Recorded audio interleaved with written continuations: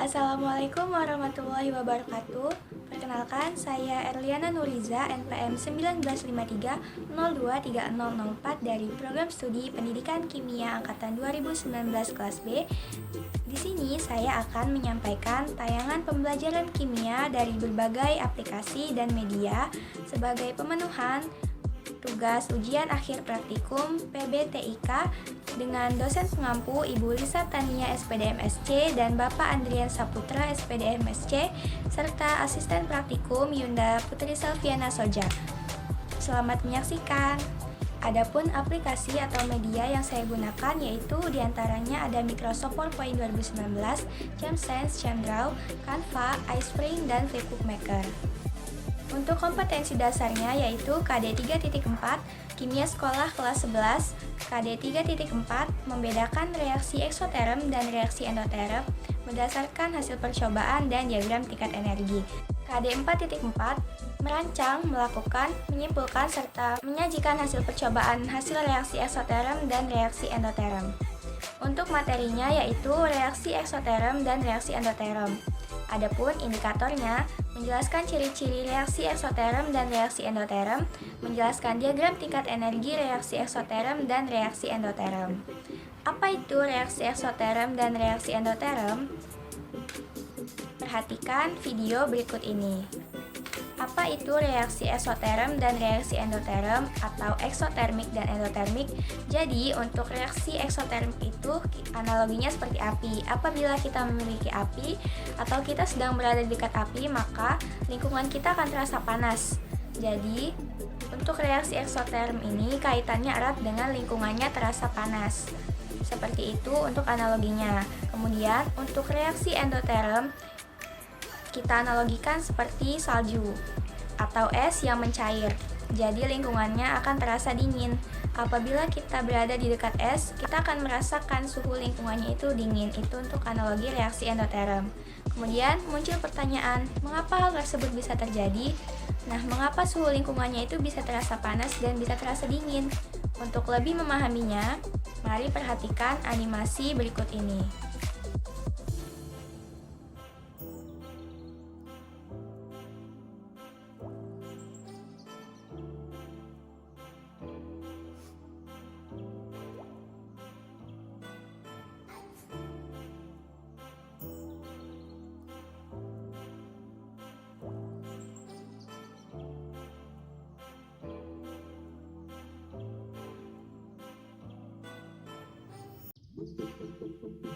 Setelah menyaksikan animasi tersebut, dapat disimpulkan bahwa reaksi eksoterm adalah reaksi yang melepaskan kalor. Reaksi eksoterm merupakan reaksi yang disertai dengan perpindahan kalor dari sistem ke lingkungan, atau kalor dibebaskan oleh sistem ke lingkungannya.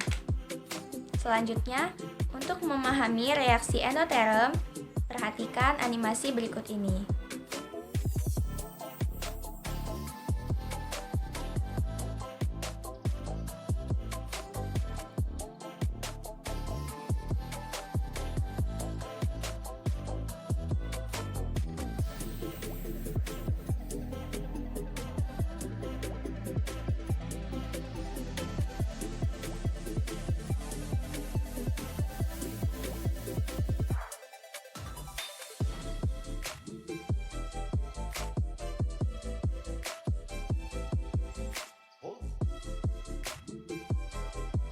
Dari animasi yang telah disaksikan tadi, dapat disimpulkan bahwa reaksi endoterm merupakan suatu reaksi kimia yang disertai dengan penyerapan kalor dari lingkungan ke sistem.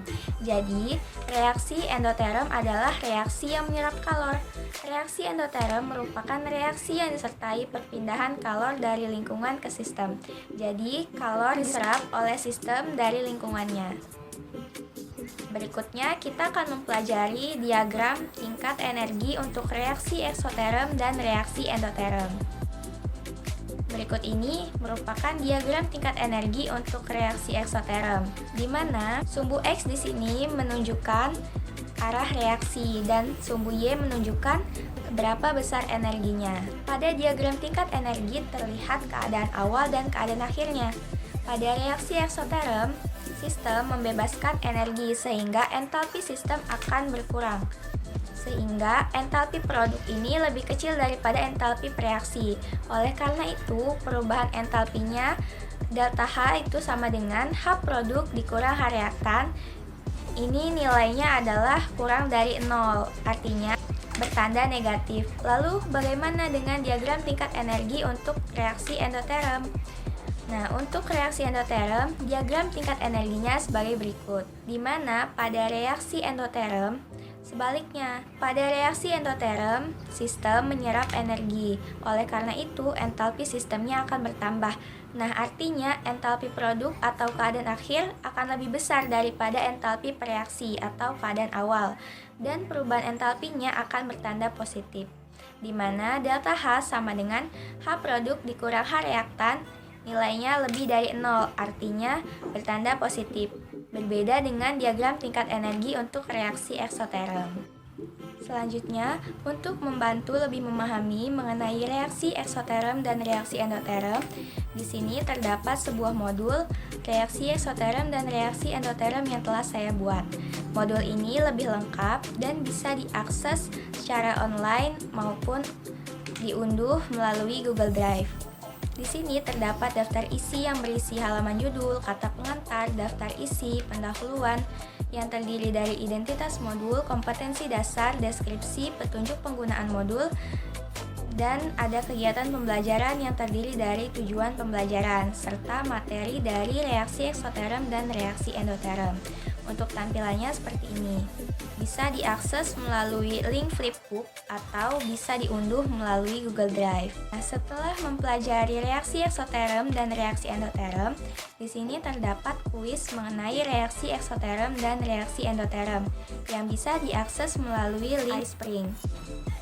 Di halaman awal terdapat selamat mengajarkan, lalu di sini mengisi data diri terlebih dahulu berupa email dan nama, contohnya seperti ini. Setelah itu mengklik submit. Kemudian halaman selanjutnya adalah quiz instruction, bisa di-continue apabila sudah memahaminya. Di sini terdapat 5 soal yang berisi soal pilihan ganda dan esai. Soal ini harus dijawab terlebih dahulu baru di-submit. Kemudian di next ke soal berikutnya.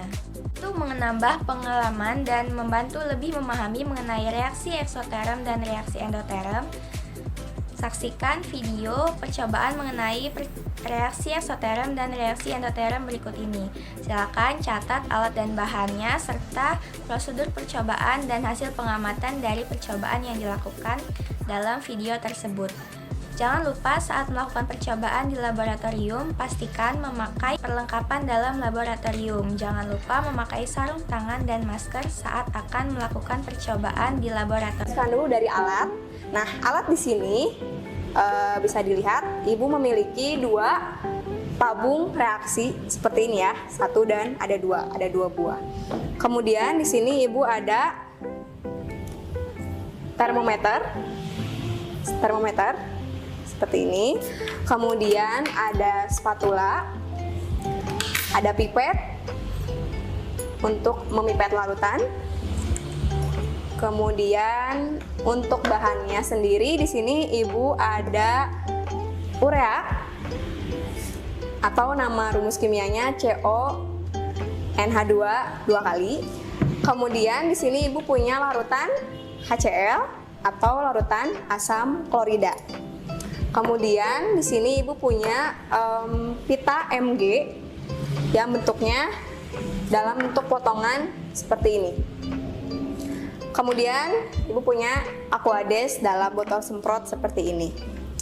Baik, nah pada kali ini kita akan memfokuskan pada reaksi kimia, karena seperti yang kita tahu dan hasil bacaan kalian juga, kalau termokimia itu adalah ilmu yang mempelajari tentang termo ya. Kalau termo itu berarti ke suhu dan kimia itu lebih ke reaksi kimia. Jadi akan mempelajari tentang reaksi kimia yang melibatkan perubahan suhu dan energi yang menyertainya. Nah, untuk percobaan pertama, Ibu ambil 1 buah tabung reaksi. Di sini Ibu akan melakukan 2 percobaan karena di sini ada 2 juga tabungnya ya. Jadi yang pertama itu adalah Ibu akan mereaksikan HCl dengan pita Mg. Sini. Nah, silakan file LKPD yang sudah kalian unduh silakan diperhatikan karena di situ ada beberapa isian harus kalian kerjakan. Yang dimana jawabannya itu adalah sesuai dengan yang Ibu praktikumkan sekarang, seperti itu. Baik, yang pertama HCl, Ibu masukkan ke dalam tabung reaksi menggunakan pipet sekitar 10 tetes. Oke, kemudian setelah itu sebelum Ibu mereaksikan dengan pita Mg, Ibu akan mengukur terlebih dahulu suhu HCl sebelum direaksikan. Perhatikan baik-baik suhu yang tertera ketika HCl diukur dan siapkan juga LKPD-nya untuk diisi berapa derajat Celciuskah suhu awal tersebut. Memasukkan termometer, hati-hati jangan ke dindingnya tetapi di antara larutan. Dan jangan menempel ke bawah tabungnya ya, karena nanti yang terukurnya malah tabungnya. Oke, silakan diperhatikan dengan seksama oleh kalian berapa derajat yang tertera di sini. Sudah? Baik, silakan tuliskan berapa derajat suhu awal pada percobaan pertama.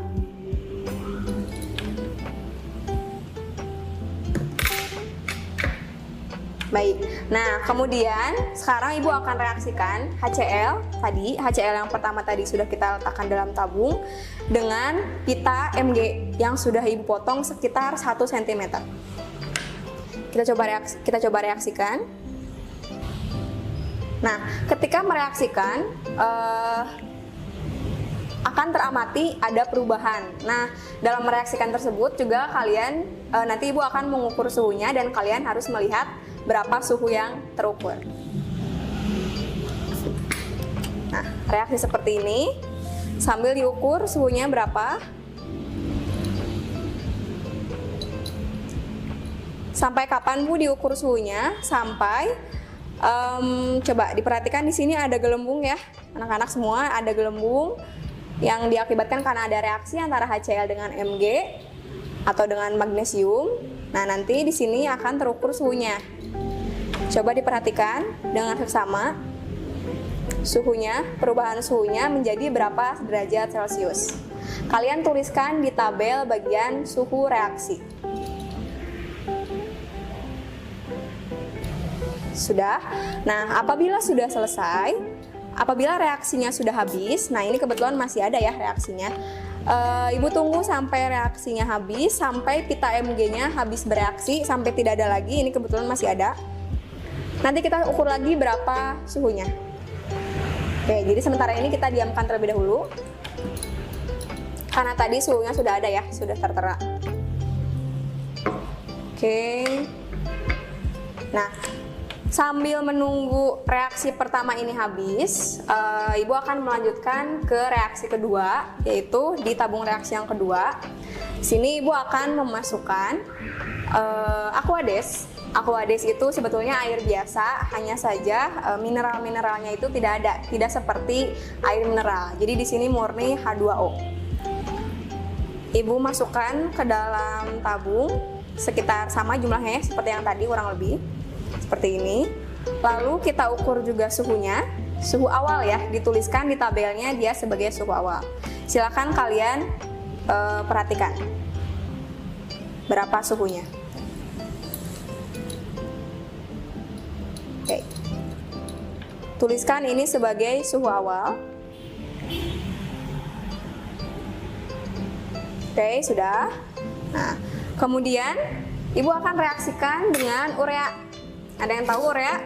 Mungkin pernah kalian lihat di komposisi pupuk ya. Dalam pupuk anorganik dia biasanya di komposisinya ada urea. Oke, Ibu masukkan urea Sama seperti tadi reaksi yang pertama atau percobaan pertama, nanti ketika dia bereaksi kita ukur suhunya, dan ketika dia selesai reaksi kita ukur pula suhunya. Jadi nanti kalian punya 3 suhu yang dituliskan dalam LKPD sebelum, ketika reaksi, dan setelah reaksi selesai. Ibu masukkan urea di kira-kira sekitar 3 spatula ke dalam tabung.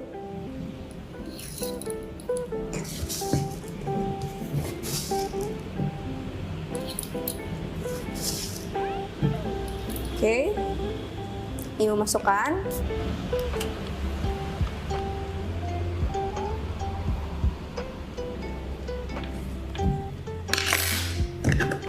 Tidak perlu diaduk ya, cukup digoyangkan saja. Oke, kemudian ini sedang bereaksi, ibu akan masukkan termometer. Untuk kalian perhatikan suhu reaksinya berapa.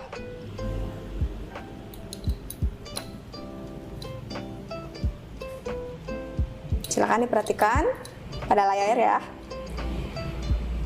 Oke.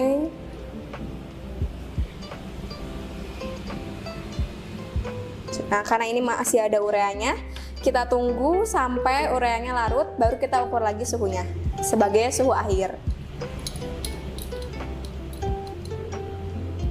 Oke. Apakah ada perubahan suhunya? Coba dicermati lagi ya datanya. Oke, kita tunggu dulu sampai keduanya habis bereaksi, baru kita ukur lagi suhunya, suhu akhirnya.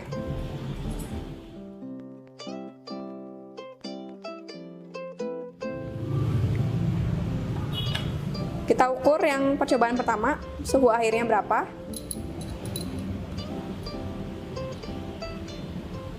Silakan diamati, lalu tuliskan pada LKPD.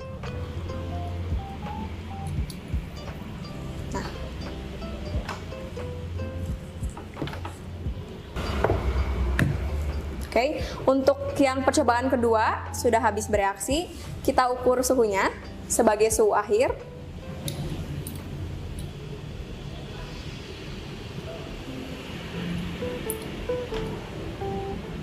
Oke, silakan diperhatikan berapa suhunya. Yang pasti akan berubah ya, daripada suhu awal ataupun ketika bereaksi.